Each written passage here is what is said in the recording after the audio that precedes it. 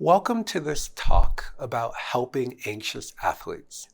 My name is Dr. Scott Cypers, and I'm the Director of Stress and Anxiety Programs at the Helen and Arthur E. Johnson Depression Center, and previously was the Clinical Director of Stress and Anxiety Programs at the Children's Hospital, Colorado. And this is a combined talk with the Gold Crown Foundation, trying to help you as coaches better support your student athletes.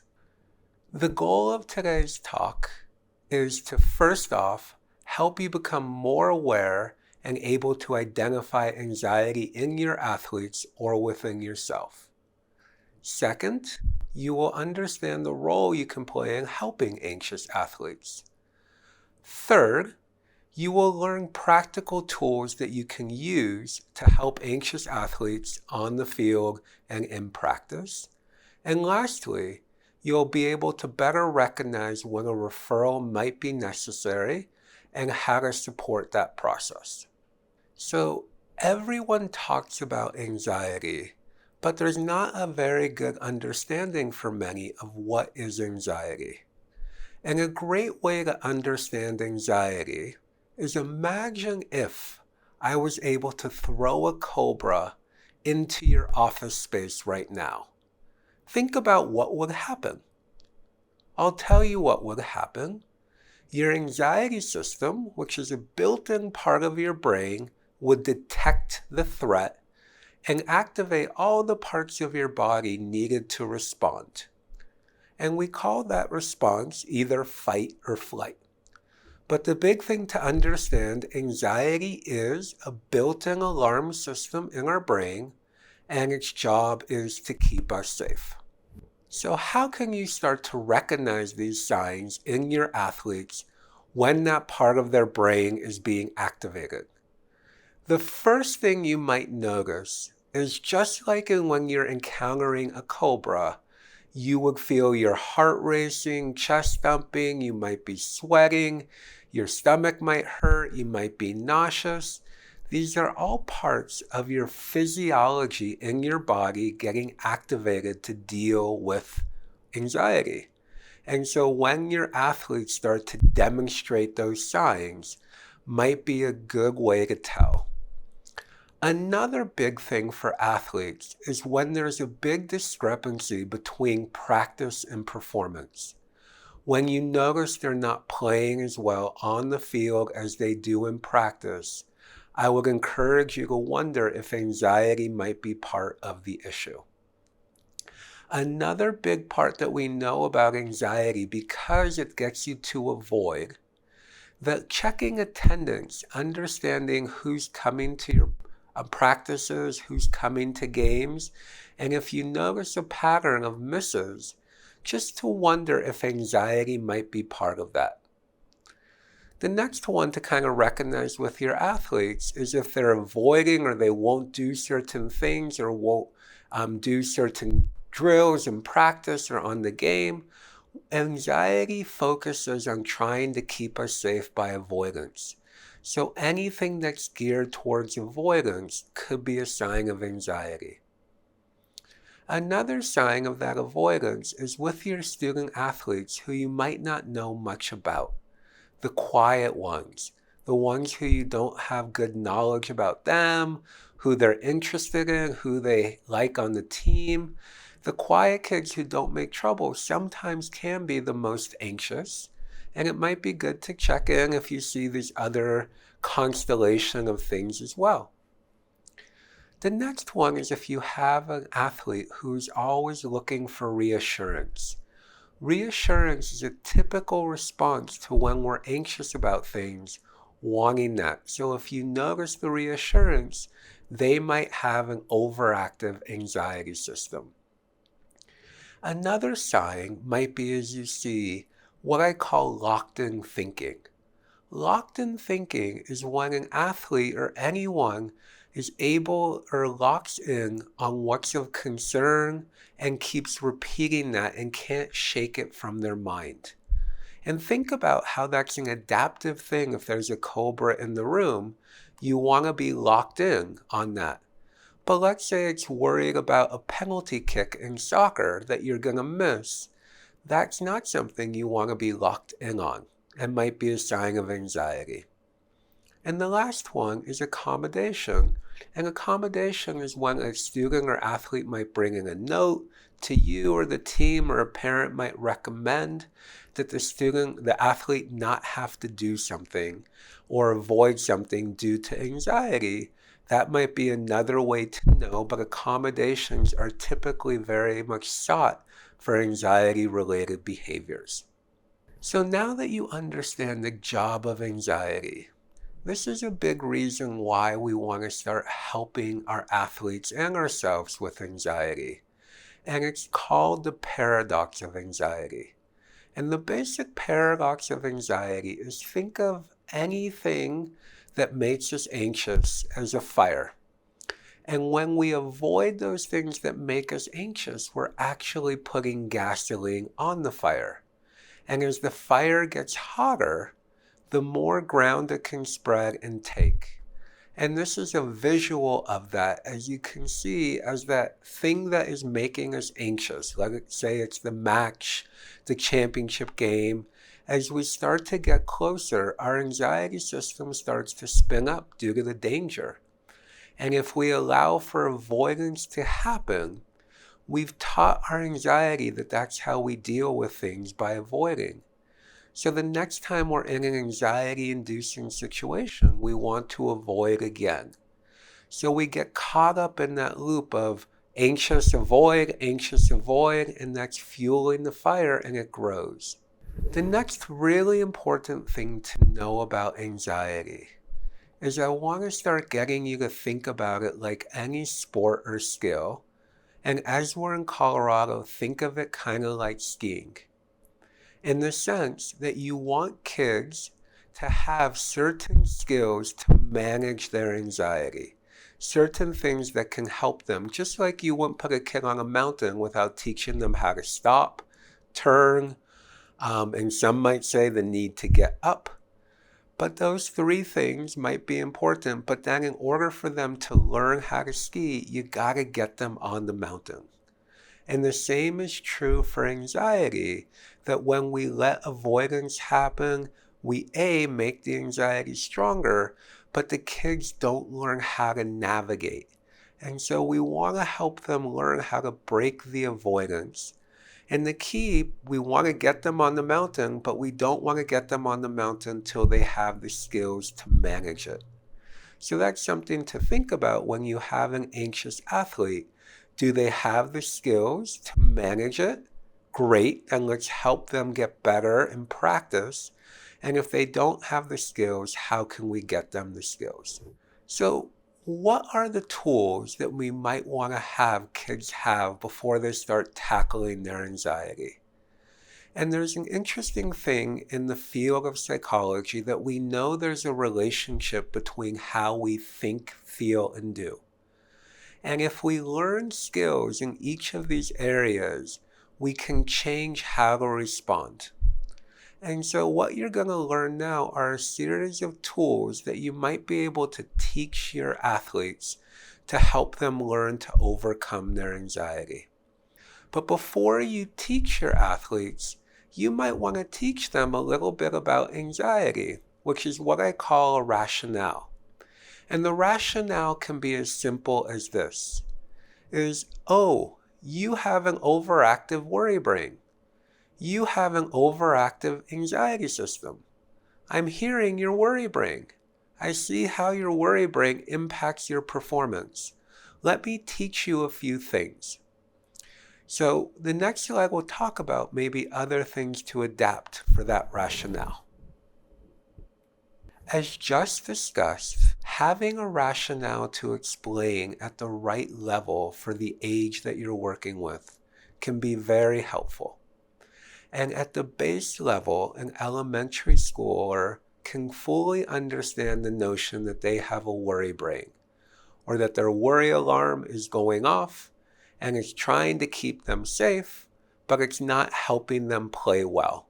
And we want to help teach them some things that can help them overcome their worry alarm. That's what you can give to an elementary or older, but as we get older, you might want to explain a little more. So with a middle schooler, you might also want to explain exactly that, but the fact to talk to them a little more about the job of anxiety is to keep you safe, but it's trying to keep you safe now that's not helpful. And so we want to learn how to override that system. And we can also talk about, as you just learned, the problem when we listen to anxiety, that when we do more of what it wants, it just creates more of anxiety in our life.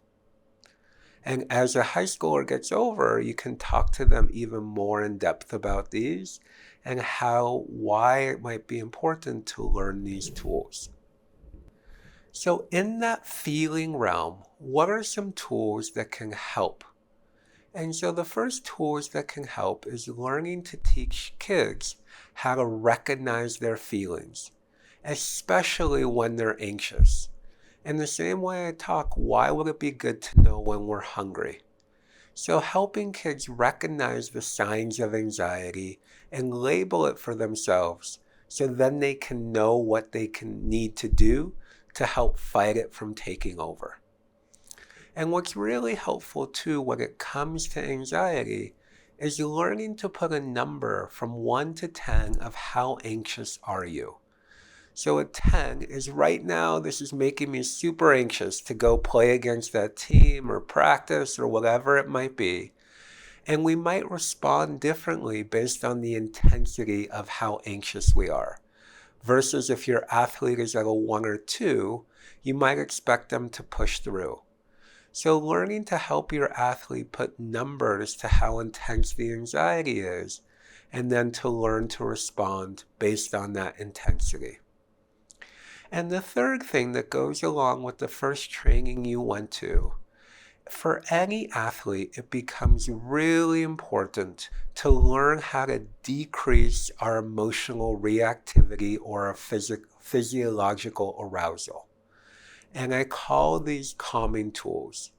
And they're very essential with anxiety to have ways to calm down your anxiety alarm and get that other part of your brain, which is what I call your smart brain, get your smart brain online to do the work of overriding the anxious response.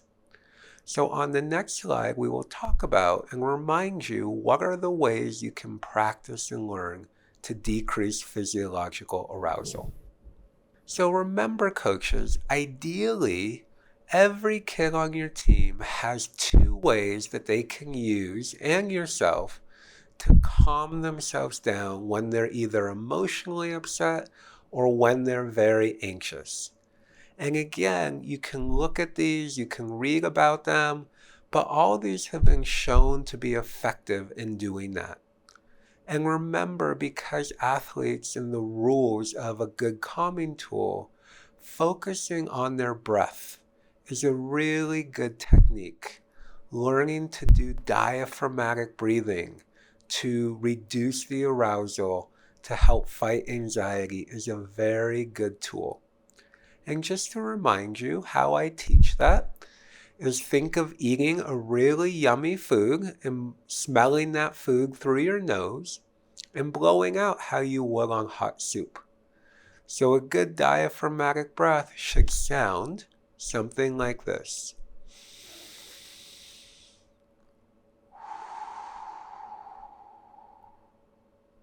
Try it yourself now a couple times and see how it feels. And just to look at these other categories too, visualization is a powerful tool for athletes that you can start teaching them to improve performance, but also to visualize things that are calming and relaxing to help them calm down. And grounding is the art of bringing yourself to the present. Once you've had these tools to decrease your physiological arousal, then a really useful tool with anxiety, and it corresponds to our thoughts, is first off learning to acknowledge the existence of our worry brain. Acknowledge what it's telling you. And this is a really important skill to remind you why. Let's go back to that cobra. And imagine I threw a cobra into your room right now, and I said to you, don't pay attention to the cobra, just pay attention to the talk. How good of a job do you think you could do? Obviously, you couldn't because there's a threat in the room, and the threat overrides whatever it is we're trying to do in the moment. So we first have to acknowledge the threat. And a great way to teach your athletes to do that is just to say, I hear you, anxiety. I hear you telling me I'm going to miss the shot. I hear you telling me we can't compete against this team. I hear you telling me I'm not going to play well with my parents watching.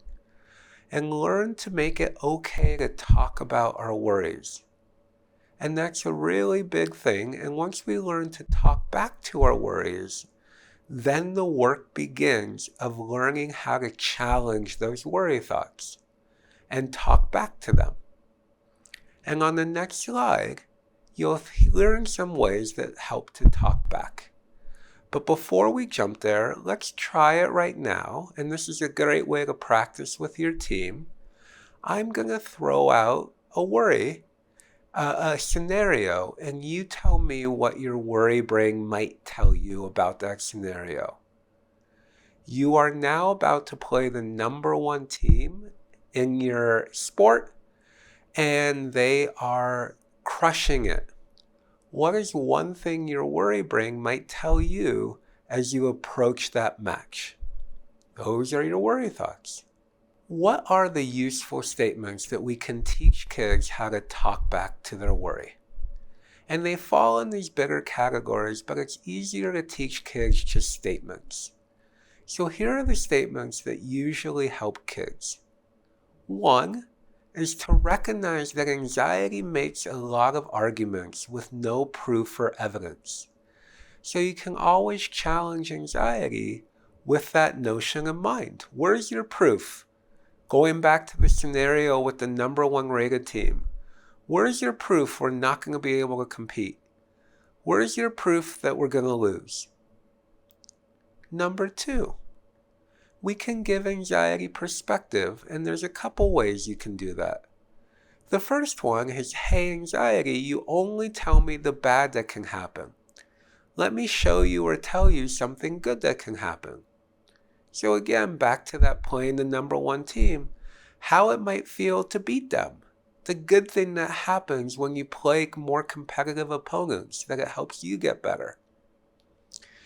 Number three, anxiety. You're making this a bigger deal than it is. I got this.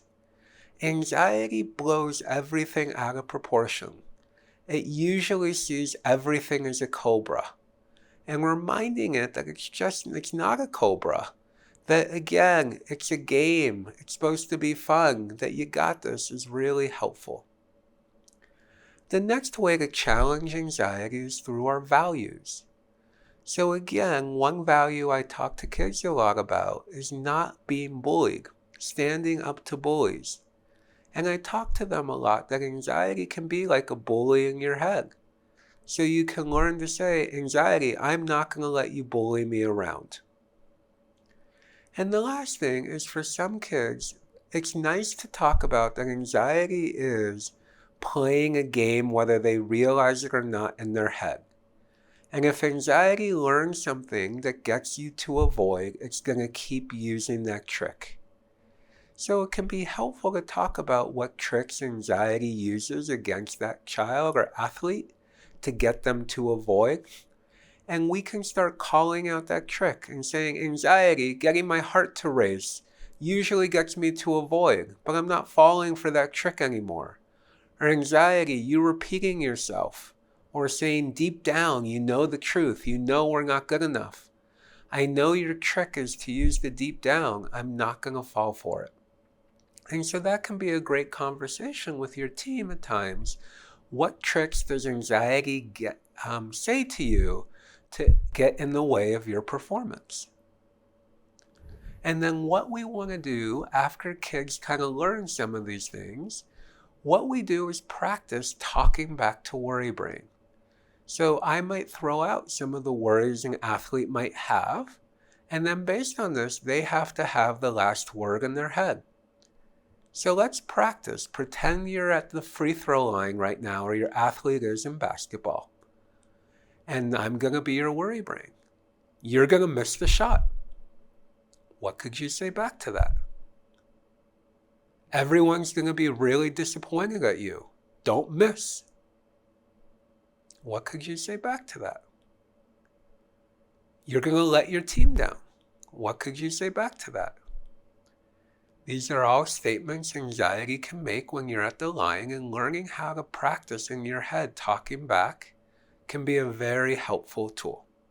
So again, now we have some tools to help with our feelings.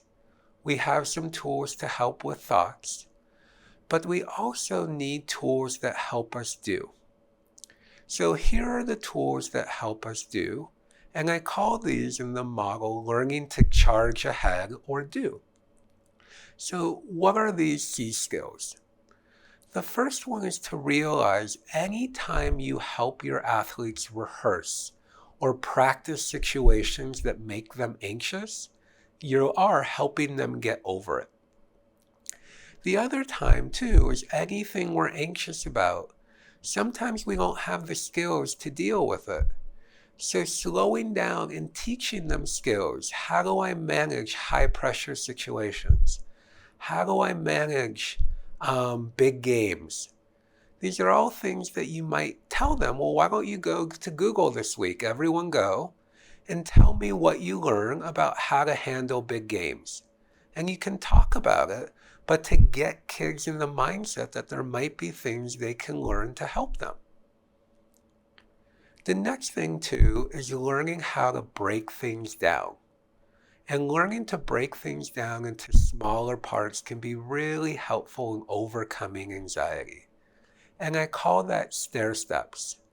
And stair steps are literally making it feel something really big, like a championship game, very small.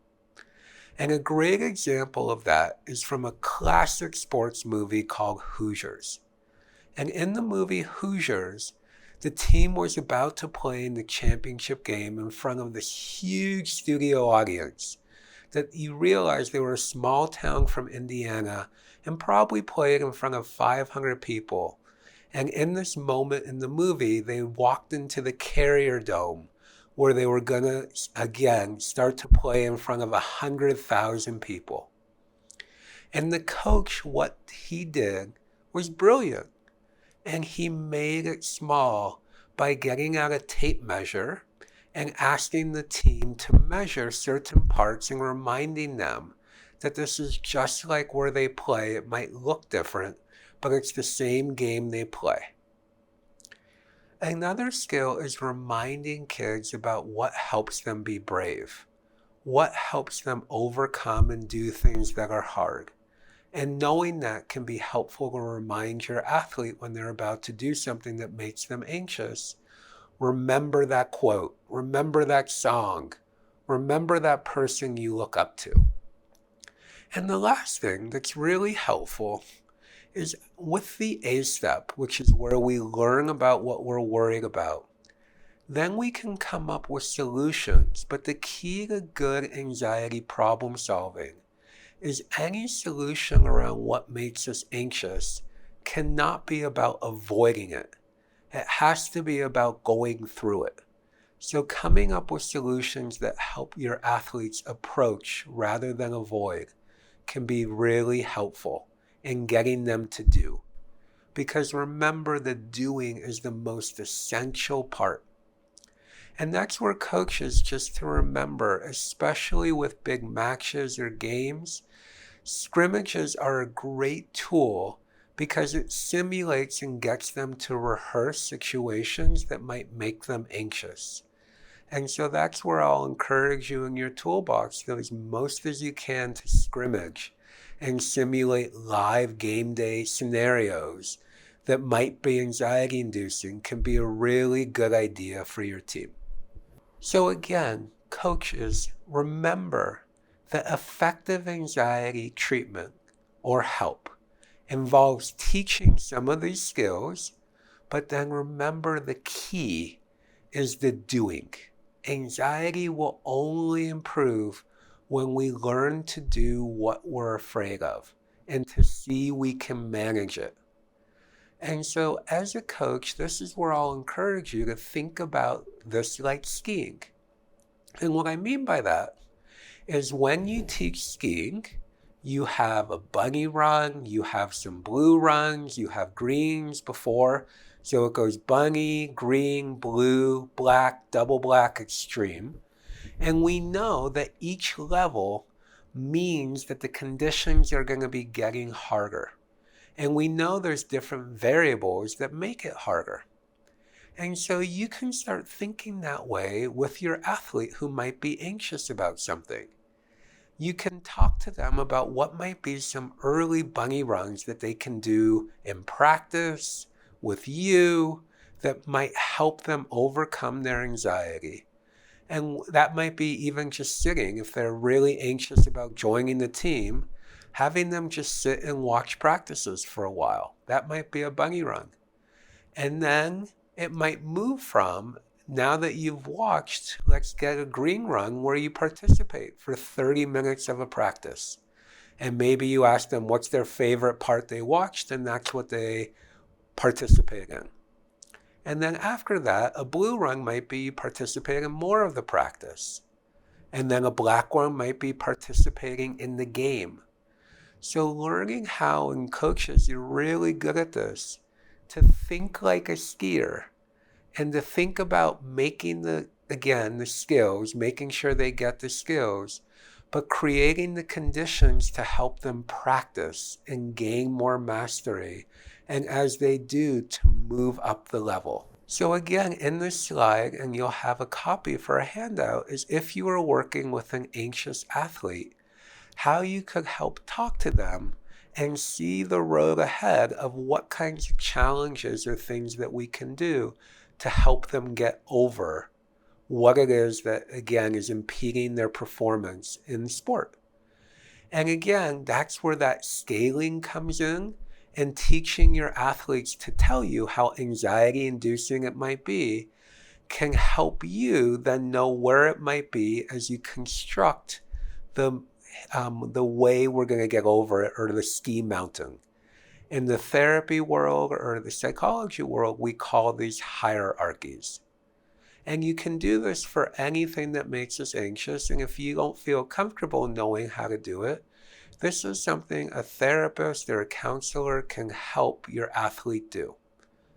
And then you can help incorporate that into your practice work. So remember, as your coach, you carry many roles. And especially as it relates to anxiety, all these roles can be used to help anxious athletes.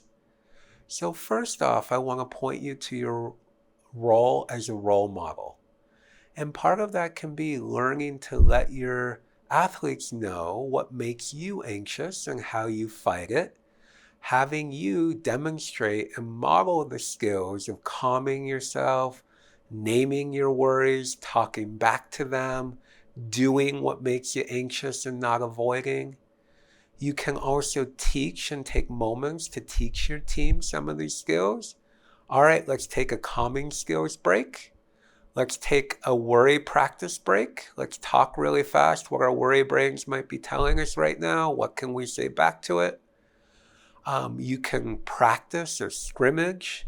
You can help an athlete overcome their anxiety by helping them build that mountain and teaching them how to start skiing.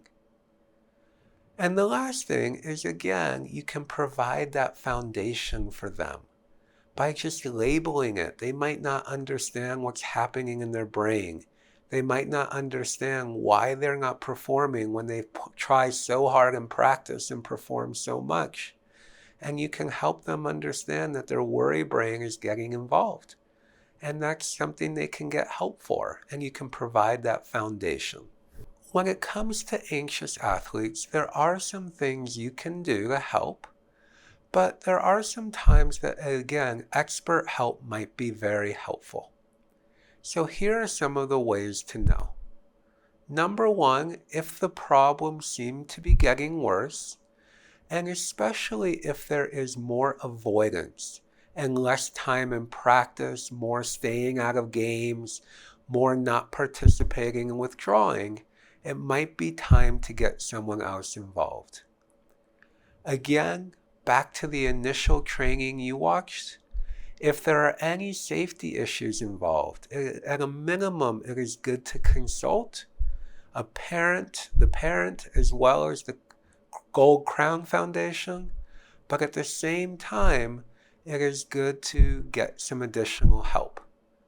And especially the last one is if you notice that the anxiety continues despite these work to impede their performance, and it starts to take on a global aspect where their overall well-being, because they're not performing, starts to really be impacted.